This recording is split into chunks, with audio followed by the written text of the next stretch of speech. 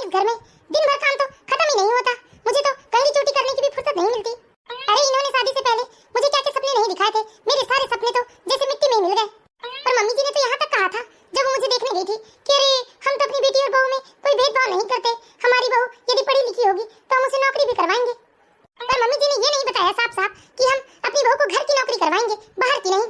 यहाँ मेरी जिंदगी बस घर के कामकाज और बच्चे ही संभालने में निकल जाएगी। भाभी, अरे रानी तुम अचानक, तुम्हारे ससुराल में सब ठीक तो है ना? हाँ भाभी सब एकदम मस्त है। अच्छा तो कैसे आना हुआ? जी भी आए हैं क्या? वो आए थे भाभी, बाहर तक छोड़ कर गए हैं मुझे। अच्छा आज तो मंडे है ना, फिर जी के पास इतनी फुर्सत कि वो तुम्हें यहाँ छोड़ने आए थे? उन्हें तो आज ऑफिस में बहुत काम होता है।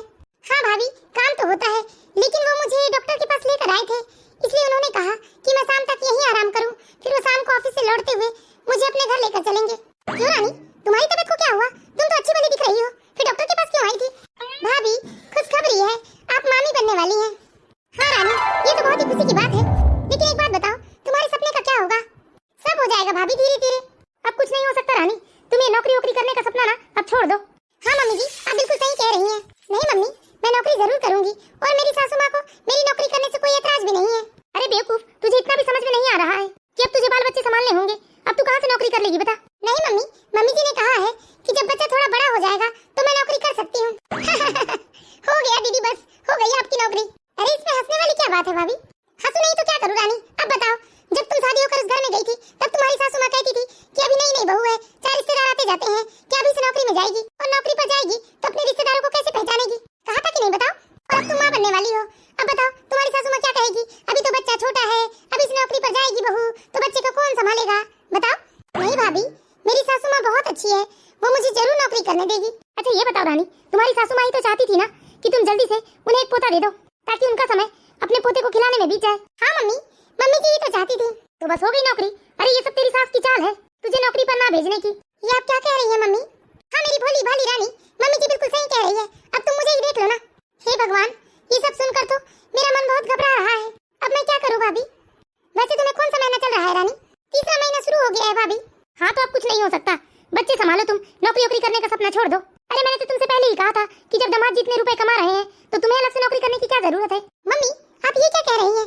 नौकरी करना मेरे लिए महज रुपए कमाना नहीं था, नौकरी तो मैं अपने स्वयं के आत्मसम्मान के लिए करना चाहती थी।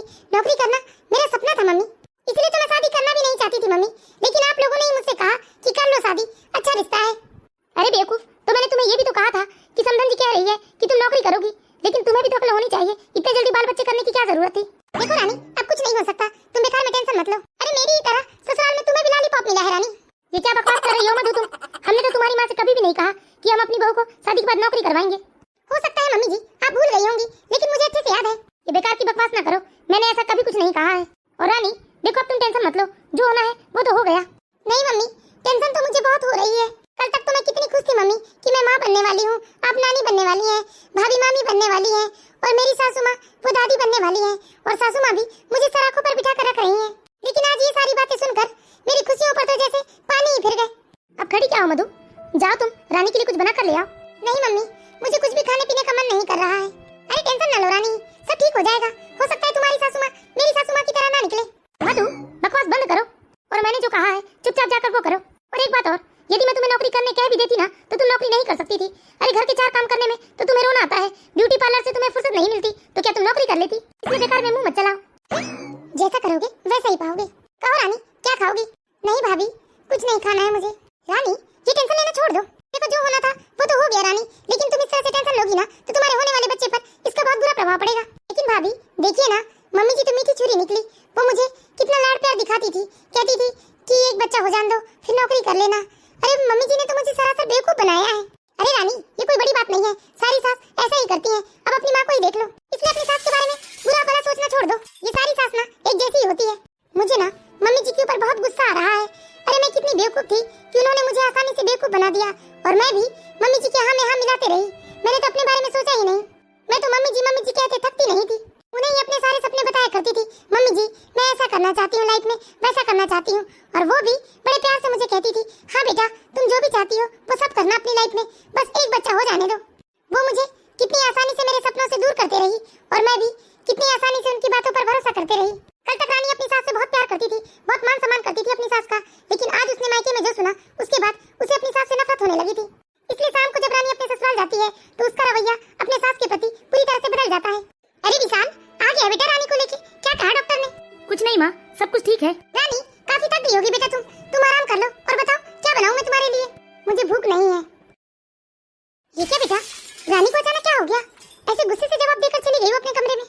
मालूम माँ, पूरे रास्ते उसने मुझसे कोई बात नहीं की। मैंने उससे बहुत सारे सवाल भी किए, लेकिन वो मेरी किसी भी बात का जवाब नहीं दी। डरने की कोई बात नहीं है बेटा, शुरुआती दिनों में ये सब होते रहता है, अचानक से मूड बदल जाता है। हाँ माँ, ऐसा ही कुछ होगा। अच्छा बेटा, जाओ तुम हाथ मुंह धो लो और रानी को भी मना ले आओ, मैं भी तुम लोगों के लिए खाना लगा देती हूँ। ठीक है माँ। अब मैं नहीं आने वाली इनकी चिकनी चुपड़ी बातों में। अरे रानी, तुम्हें क्या हो गया? तुम ऐसे नाराज क्यों हो सबसे? आप लोगों ने मुझे बेवकूफ समझ रखा है क्या? ये क्या बोल रही हो तुम? आखिर क्या बात हो गई? जरा साफ साफ बताओ। आपको मालूम था ना कि मेरा सपना है कि मैं नौकरी करना चाहती हूँ, लेकिन आप लोगों ने मुझे नौकरी से दूर करने का बहुत अच्छा तरीका ढूंढ निकाला। क्यों? ये क्या बोल रही हो रानी तुम?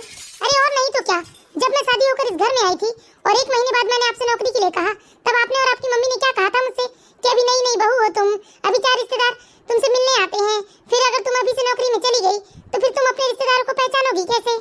और यही कहते कहते पूरा 1 साल का समय निकल गया और फिर जब मेरी नौकरी करने की बारी आई तो मम्मी जी ने बड़ी आसानी से मुझे बेवकूफ बना दिया कि मैं बस उन्हें एक पोता या पोती दे दूं, उसके बाद मैं नौकरी कर सकती हूँ। प्लीज रानी, ऐसी अवस्था में तुम्हें इतना टेंशन नहीं लेना चाहिए। देखो नौकरी की बात है तो मम्मी ने तुम्हें कोई बेवकूफ नहीं बनाया है, कर लेना तुम नौकरी। तुम्हारी नौकरी करने से हमें कोई एतराज नहीं है। अच्छा, बच्चा हो जाने के बाद मैं अपना बच्चा संभालूंगी या नौकरी करूंगी? आप लोग साफ साफ मना नहीं कर सकते थे, इसलिए ये तरीका ढूंढ निकाला। क्यों? लेकिन ऐसा करके आप लोगों ने मुझे बेवकूफ नहीं बनाया है, बल्कि मेरे दिल में आप लोगों के लिए नफरत पैदा कर दी है। रानी, ये क्या कुछ भी बोले जा रही हो तुम? अरे हमें तो बहुत अच्छा लगेगा यदि तुम अपना सपना पूरा करोगी, तो हम तो चाहते भी हैं ऐसा। ये झूठी हमदर्दी ना किसी और को जाकर दिखाना, मैं कोई दूध पीती बच्ची नहीं हूँ।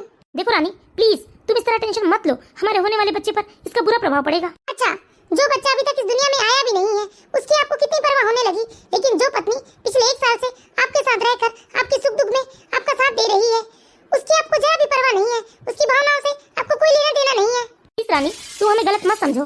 प्लीज रानी, ट्रस्ट मी, इस हालत में मैं तुमसे नौकरी के विषय में और बात करके तुम्हें परेशान नहीं करना चाहता हूँ, बस विश्वास करो हम पर। अब चलो जल्दी, माँ हमें खाने के लिए बुला रही है। मैंने कहा ना मुझे भूख नहीं है, आप जाकर खा लीजिए अपनी माँ के साथ। ये कौन सा तरीका है रानी? ये मेरा स्पष्ट तरीका है जी, आप लोगों की तरह मैं चिकनी चुपड़ी बातें नहीं करती हूँ। अच्छा ठीक है, मत खाओ, आराम कर लो, लेकिन प्लीज टेंशन मत लो, मैं अभी आता हूँ। अब तो मुझे इन लोगों से ना एकदम नफरत होने लगी है। ऐसा लग रहा है हे भगवान, शादी क्या हुई, जैसे मेरी बर्बादी ही हो गई। कल तक मैं अपनी प्रेगनेंसी एंजॉय कर रही थी, लेकिन अब मुझे नफरत होने लगी है कि मैं क्यों प्रेग्नेंट हो गई हूँ। काश ये बातें मुझे पहले मालूम चल गई होती तो मैं इतनी जल्दी माँ नहीं बनती। इस तरह धीरे धीरे पूरे 5 महीने बीत जाते हैं, लेकिन अभी तक रानी के व्यवहार में कोई सुधार नहीं आता। वो अपने पति और सासू माँ को दुश्मन की तरह देख रही थी। रानी को यही लगता था कि सबसे बड़ी अटकल उसकी जिंदगी की उसकी सास और उसका पति है। रानी की सास को भी ये बात पता चल चुकी थी कि रानी को उन लोगों के प्रति गलतफहमी हो गई है, लेकिन फिर भी रानी की सास बहुत ही समझदार महिला होती है। वो इस अवस्था में रानी को और परेशान नहीं करना चाहती है, रानी को किसी भी प्रकार का टेंशन नहीं देना चाहती है, इसलिए वो इस विषय में अपनी बहू से कोई बात नहीं करती है। अरे रानी बेटा, कुछ चाहिए क्या तुम्हें? भगवान ने मुझे भी हाथ पैर दिए हैं, यदि मुझे किसी चीज की जरूरत होगी तो वो मैं खुद ले लूंगी। वैसे भी मुझे झूठे मतलबी लोगों से कोई मदद नहीं लेनी है। अरे बेटा, कहीं जा रही हो क्या? अरे क्या आंगन में टहलने भी जाऊंगी तो आप लोगों को खबर करके जाऊंगी। मम्मी, रानी आपको कितना कुछ सुना देती है और आप चुपचाप सहन कर लेती हैं, उसे पलटकर जवाब क्यों नहीं देती? बेटा, बहू की ऐसी हालत नहीं है कि मैं उससे किसी बात को लेकर बहस कर सकूं, इसलिए ठीक है, उसे जो समझना है समझ लेने दे। सही वक्त आने पर उसकी ये सारी गलतफहमी मिट जाएगी। बेटा, अभी हम लोगों के साथ रहने में ही भलाई है। इस तरह धीरे धीरे समय बीत जाता है और वो दिन भी आ जाता है जब रानी की डिलीवरी होती है। रानी एक बहुत ही सुंदर बालक को जन्म देती है। कैसी हो रानी बेटा? हाँ ठीक हूँ मम्मी, बधाई हो रानी। अरे भाभी, आप मुझे क्यों बधाई दे रही हैं? बधाई देना ही है तो इसकी दादी को दीजिए, क्योंकि सपना मेरा नहीं मम्मी जी का पूरा हुआ है। बधाई हो आंटी जी, आप दादी बन गई हैं। धन्यवाद बेटा। इस तरह कुछ दिनों बाद हॉस्पिटल से रानी की छुट्टी हो जाती है और अब वो अपने ससुराल चली जाती है। दादी, बोलो दादी। नमस्ते समधन जी। अरे आइए आइए समधन जी, देखिए ना समधन जी कैसे समय बीत गया। आज हमारा मुन्ना पूरे 6 महीने का हो गया है। हाँ समधन जी, लेकिन मैं आपसे एक बात कहना चाहती हूँ। कहिए ना समधन जी। रानी के इस बुरे व्यवहार के लिए मैं आपसे माफी मांगती हूँ। मैंने रानी को बहुत समझाने की कोशिश की समधन जी, लेकिन रानी किसी की बात मानने के लिए तैयार ही नहीं है। अरे नहीं नहीं समधन जी, इसमें बुरा मानने वाली क्या बात है? अब बेचारी का सपना टूटा है तो दिल तो टूटेगा ही ना। और आप इसकी चिंता मत कीजिए, बहुत जल्दी ये सारे गिले शिकवे दूर हो जाएंगे। बस मुन्ना 1 साल का हो जाए। माफ करना समधन जी, लेकिन मैं भी आपके बारे में बहुत गलत सोच रखती थी। मुझे तो लगता था कि बाकी सासों की तरह आप भी स्वार्थी निकली। मेरी बेटी बहुत ही भाग्यशाली है समधन जी, जो आप जैसी सास मिली है उसे। आप तो उसकी माँ से भी ज्यादा उसे प्यार करती हैं, उसके बारे में सोचती हैं। आप चिंता मत कीजिए समधन जी, धीरे धीरे सब कुछ ठीक हो जाएगा। हाँ मम्मी जी, धीरे धीरे सब कुछ ठीक हो जाएगा, क्योंकि मैंने अपनी माँ से ज्यादा सहनशील कभी नहीं देखा इस दुनिया में। हाँ बेटा, इसलिए तो कह रही हूँ, बहुत ही भाग्य वाले हैं हम जो समधन जी हमारी बेटी की सास बनी है। ठीक है समधन जी, चलती हूँ मैं। अरे ऐसे कैसे? अपने नाती को गोद में तो ले लो। अभी तक तो आपने कुछ खाया पिया भी नहीं है।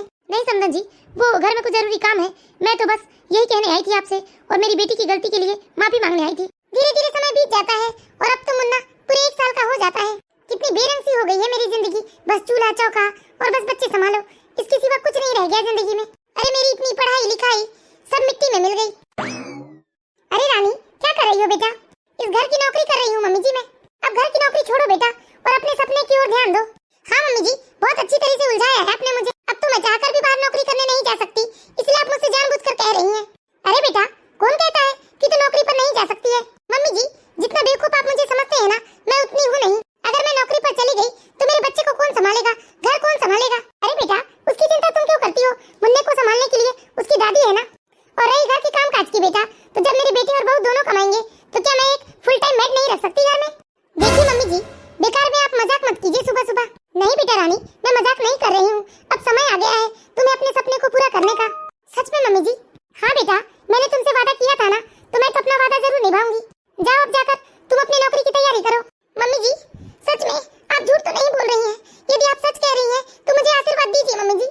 नहीं बेटा, मैं बिल्कुल सच कह रही हूँ। फिर मम्मी जी मुझे नौकरी ढूंढने की कोई जरूरत नहीं है, क्योंकि पहले से ही मैंने 3-4 बड़ी-बड़ी कंपनियों में अपना रिज्यूम देकर रखा था। मेरे लिए तो पहले से ही जॉब के ऑफर है। फिर देर किस बात की बेटा, जाओ अपने सपनों को पूरा कर लो।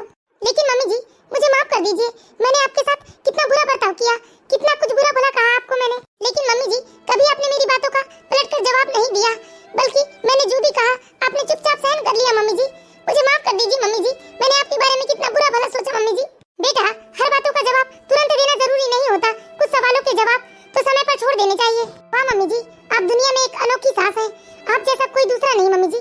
आपकी बातों का तो कोई जवाब ही नहीं रहा मम्मी जी। अरे मैं तो बहुत ही खुशकिस्मत हूँ जो मुझे आप जैसी सास मिली है मम्मी जी। लेकिन मैंने पहले आपकी कभी कदर नहीं की, लेकिन अब मैं तन मन से आपकी सेवा करूंगी मम्मी जी। यदि हर लड़की की सास आपकी तरह हो मम्मी जी, तो कभी किसी लड़की का शादी के बाद सपना नहीं टूटेगा। मैं उम्मीद करती हूँ दोस्तों आप लोगों को ये कहानी जरूर पसंद आई होगी। यदि वीडियो अच्छी लगी हो तो प्लीज इस वीडियो को लाइक करें और इसी तरह की प्यारी प्यारी मोरल स्टोरीज देखते रहने के लिए हमारे चैनल को सब्सक्राइब करें।